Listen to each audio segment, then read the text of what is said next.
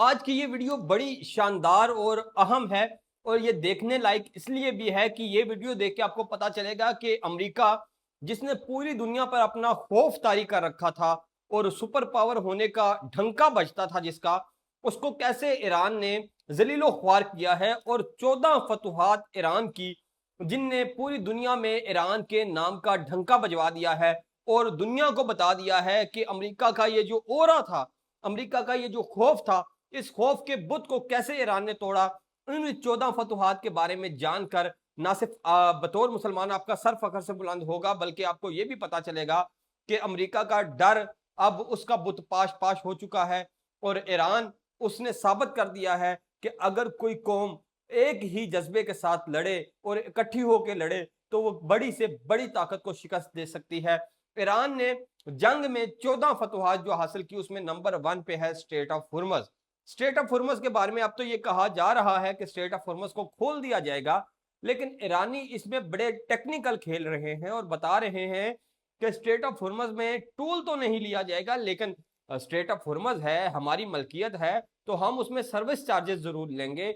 और service charges क्या होंगे? अगर किसी जहाज को रेस्क्यू किया, किसी जहाज को रास्ता गाइड किया, किसी जहाज को और कोई जरूरत थी और वो ईरान ने मुहैया की, तो ईरान उसके सर्विसेज चार्जेस लेगा। अब ईरान स्ट्रेट ऑफ हुर्मुज जो 28 फरवरी 2026 से पहले एक इंटरनेशनल वाटर थी और फ्री ट्रेड होती थी वहां से, अब वो इंटरनेशनल वाटर नहीं रही, अब वहां से फ्री ट्रेड नहीं होगी।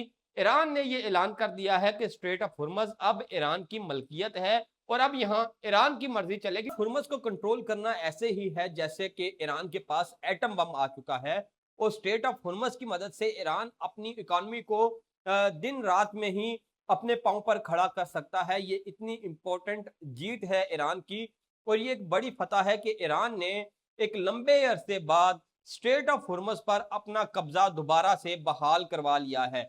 जहां कब्जा बहाल करवाया है, तो दूसरी फतह यह है कि स्ट्रेट ऑफ हुर्मुज से ऐसी केबल्स गुजरती हैं जो पूरी दुनिया की इंटरनेट कनेक्टिविटी के लिए जरूरी हैं और अब ईरान ने यह कहा है कि उन केबल्स की देखभाल, उनकी निगरानी, उनकी रिपेयर की जो सर्विसेज हैं वो भी ईरान देगा। ईरान की मर्जी से सब कुछ होगा। उसके बदले में भी ईरान को सर्विसेज चार्जेस देना पड़ेंगे, यानी कि अब दुनिया के इंटरनेट पर भी ईरान टैक्स वसूल करेगा। गो कि वो उसे टैक्स नहीं कह रहा, वो उसे सर्विस चार्जेस कह रहा है, तो सर्विस चार्जेस की मद में ही सही, लेकिन ईरान वहां से पैसा कमाएगा। ये ईरान की दूसरी बड़ी फतह है। ईरान की तीसरी बड़ी फतह यह है कि ईरान ने यह बता दिया कि जंगे जीतने के लिए बहुत बड़े बड़े बहरी बेड़े, महंगे महंगे जदीद जहाज या फिर बड़े बड़े महंगे महंगे रिडार, ये सब काम नहीं आते। ईरान का एक शाहिद ड्रोन ही इन तमाम पर हावी है, इन तमाम को तबाह बर्बाद कर सकता है और ईरान ने अमेरिका की जो जंगी हिकमत अमली है उसको दुनिया के सामने एक्सपोज कर दिया है और बता दिया है कि जो असल जंगी हिकमत अमली है, जदीद दुनिया की जदीद जंगी हिकमत अमली, वो ईरान के पास है। और ईरानी ड्रोन जो टेक्नोलॉजी है और ईरानी ड्रोन्स ने जंग का नक्शा जैसे बदला है, बता दिया है कि ना F-16, ना F-15, ना F-35 और ना F-18 ये जंगें जीत सकते हैं। आने वाली जंगें अगर कोई जीत सकता है तो वो सिर्फ और सिर्फ ड्रोन टेक्नोलॉजी की मदद से जीती जा सकती हैं, क्योंकि ईरानी ड्रोन्स ने अमेरिकी बहरी बेड़ों को पीछे हटने पर मजबूर किया। ईरानी ड्रोन्स ने महंगे तरीन रडार्स को तबाह किया, एयर डिफेंस सिस्टम्स को तबाह किया और ईरानी ड्रोन्स ने अमेरिकी जहाजों को भी मार गिराया। ईरान की ड्रोन वारफेयर ने एक नई जंगे हिकमत अमली दी है दुनिया को और ईरान की जंगी हिकमत अमली की जीत भी ये एक बड़ी कामयाबी है ईरान की, जहां ईरान ने अपने ड्रोन से अमेरिका के महंगे फजाई निज़ाम को तबाह किया, तो वहीं अब ईरान ने यह भी साबित कर दिया दुनिया पर, यह भी ईरान की एक बड़ी फतह है कि बड़े बड़े बहरी बेड़ों से जंग नहीं जीती जा सकती। ये बहरी बेड़े सिर्फ लाइबिलिटीज हैं उन ममालक पर जिन ममालक के पास ये बहरी बेड़े हैं और जंग में ये किसी किस्म का कोई किरदार अदा नहीं कर सकते। अमेरिका जैसे मुल्क के बहरी बेड़े भी ईरान के खिलाफ जंग में बेबस नजर आए। अब मुस्तकबिल में मैं ये कह सकता हूँ कि अमेरिकी बहरी बेड़े या किसी भी मुल्क के पास बहरी बेड़े हैं, हमारे दुश्मन इंडिया को बड़ा मान है अपने विक्रांत पर, तो ये बहरी बेड़े सिर्फ और सिर्फ कमर्शियल मकासद के लिए इस्तेमाल हो सकते हैं। किसी होटल में तब्दील कर दें, किसी रिजॉर्ट में तब्दील कर दें, या फिर इन बहरी बेड़ों को आप यूं कहें कि लोगों की सैरो तफरी के लिए मुख्तिस कर दें, बस यही काम इनसे लिया जा सकता है। इसके बाद अगर मैं पांचवी फतह की बात करूं, तो अस्फहान की न्यूक्लियर साइट पर पायलट रेस्क्यू ऑपरेशन की आड़ में अमेरिका ने वहां से न्यूक्लियर चोरी करने का मंसूबा बनाया। और ईरान ने अमेरिका के उस मंसूबे को तबाह बर्बाद कर दिया। बुरी तरह से अमेरिका को रुसवाई का सामना करना पड़ा और वो मंसूबा नाकाम रहा। अमेरिकी कमांडोज, अमेरिका की प्यादा फोर्सेस वो यूरेनियम हासिल नहीं कर सकी और उल्टा अमेरिका के जदीद तरीन बड़े बोइंग त्यारे वो मार गिराए। ईरान ने अमेरिकी हेलीकॉप्टर्स मार गिराए। अमेरिका को ना सिर्फ हैवी जानी नुकसान हुआ बल्कि अमेरिका को बड़ा माली नुकसान भी हुआ उस ऑपरेशन में, और अमेरिका उस ऑपरेशन में नाकाम लौटा। और फिर अमेरिका ने उस ऑपरेशन की नाकामी को कवर करने के लिए ये कहा कि हम पायलट को ढूंढने गए थे और हम पायलट को ढूंढ के वापस आ गए। और ईरान की यह भी बड़ी फतह है कि ईरान ने अस्फहान के अंदर होने वाला अमेरिकी कमांडो ऑपरेशन नाकाम बनाया और बता दिया दुनिया को कि अमेरिका दे पल्ले कख नहीं है। इसके अलावा सफारती महाज पर ईरान ने बड़ी फतूहात हासिल की। ईरान ने सफारती महाज पर ऐसी शानदार कारकर्दगी दिखाई कि अमेरिका और इसराइल के इत्तेहादी भी इस जंग में उनकी मदद को नहीं आए और उन्होंने लाल झंडी लहरा दी कि जाएं, हम आपकी मदद नहीं करेंगे, हम आपकी जंग में नहीं आएंगे। बर्तानिया जैसे मुल्क ने अमेरिका को जवाब दे दिया, फ्रांस ने जवाब दिया, जर्मनी ने जवाब दिया। यहां तक कि इस हमले पर अमेरिका और इसराइल के इत्तेहादी ममालिक ने उन पर पाबंदियां लगाने का ऐलान कर दिया। स्पेन ने अपनी फजाई हदूद बंद कर दी। इटली के वजीर आजम ने सख्त बयान जारी किए।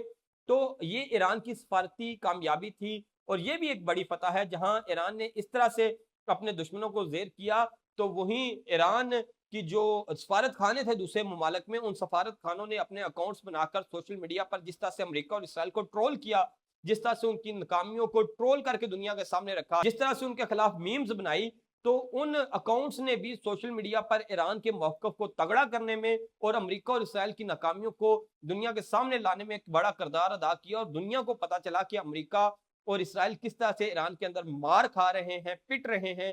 ये भी ईरान की एक बड़ी कामयाबी थी। लेकिन अफसोसनाक बात यह है कि सफारती सतह पर जहां ईरान ने अमेरिका और इसराइल के इत्तेहादियों को इस जंग में कूदने से दूर रखा और कामयाबी हासिल की, तो वहीं इस्लामी ममालिक ने इस जंग में अमेरिका और इसराइल का साथ दिया, जो कि अफसोसनाक है। लेकिन अब इस्लामी ममालिक ने होश के नाखून ले लिए हैं और अब उनको समझ आ गई है कि ये जंग उनके गले पड़ चुकी है। और इसमें एक और बड़ी कामयाबी वो ये थी कि ईरान की वजह से रूस और चीन को पता चला कि अमेरिका का बस खौफ ही है, बस डर ही है। अगर ईरान जैसा मुल्क उसकी ठुकाई कर सकता है, तो फिर रशिया और चीन के हत्थे चढ़ा अमेरिका, तो फिर तो वो उसकी जेई तेई फेर देंगे।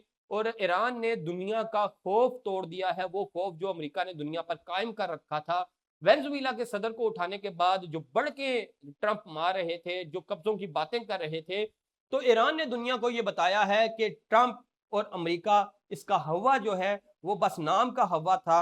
असल सुपर पावर ईरान है। और इस जंग की एक बड़ी फतह यह भी है कि अब हिते में मिडल ईस्ट के अंदर एक सुपर पावर है और वो सुपर पावर है ईरान। ईरान ने ये साबित कर दिया है, ये भी ईरान की एक बड़ी फतह है। इसके अलावा अगर ईरान की फतूहात की बात करूं, तो वो फतूहात मैं सिर्फ ईरान की कहूं तो मुझे लगता है कि ये गलत होगा, क्योंकि ये वो फतूहात पूरी मुस्लिम उम्मा की हैं। क्योंकि ईरान पर जब हमला हुआ तो फिर शिया और सुन्नी की तफरीक खत्म होगी, सुन्नी और वहाबी की तफरीक खत्म होगी, शिया और देवबंदी की तफरीक खत्म होगी, और पूरी मुस्लिम उम्मा, आम शहरियों की बात कर रहा हूं, हुक्मरानों की बात नहीं कर रहा, पूरी मुस्लिम उम्मा ईरान की पुष्ट पे खड़ी थी, ईरान के साथ खड़ी थी और ईरान की कामयाबी की दुआएं कर रही थी। और इसने मुस्लिम उम्मा को इकट्ठा कर दिया।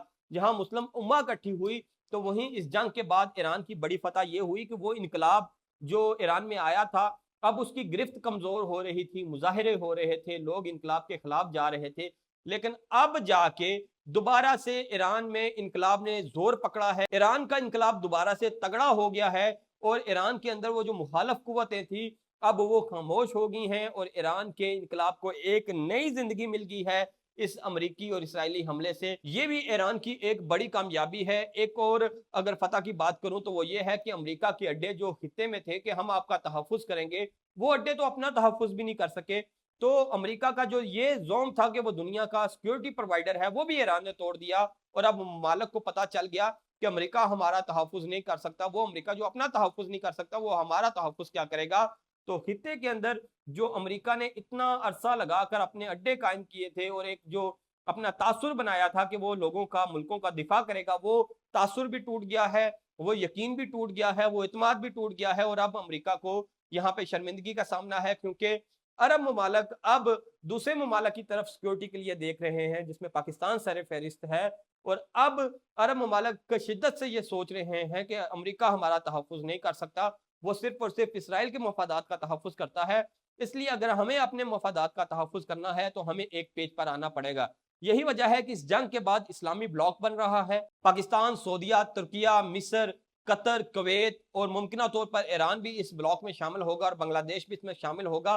तो ये भी एक बड़ी फतह है इस जंग की कि मुसलमान ममालिक एक हो रहे हैं। ये वो तमाम फतूहात हैं जो ईरान ने अमेरिका के खिलाफ हासिल की हैं। मैं ये कहूँगा कि सिर्फ ईरान नहीं बल्कि उम्मत मुसलमान ने अमेरिका के खिलाफ हासिल की हैं और दुनिया को बता दिया है कि अमेरिका कोई सुपर पावर वावर नहीं है। अमेरिका की ठुकाई करना, उसको फेंटी लगाना ईरान के बाएं हाथ का खेल था और इससे रशिया और चीन का कॉन्फिडेंस भी इंक्रीज हुआ है और उसको भी पता चल गया है कि अमेरिका जितना अपना दिखाता है, जितना जोम दिखाता है, जो पावर दिखाता है, वो उस काबिल है नहीं। और अमेरिका की जो जंगी हिकमत अमली है वो बुरी तरह से फ्लॉप होगी है ईरानी हिकमत अमली के सामने। और ईरान की जंगी हिकमत अमली के अब दुनिया में चर्चे हैं। ये थी अब तक की तफसीलात। वीडियो के बारे में आपका क्या ख्याल है, कमेंट बॉक्स में अपनी राय से आगाह कीजिए। यूट्यूब पर देख रहे हैं तो सब्सक्राइब करें, फेसबुक, ट्विटर, इंस्टा, टिकटॉक पर देख रहे हैं तो फॉलो कीजिए। मुझे इजाजत दीजिए। अल्लाह हाफिज।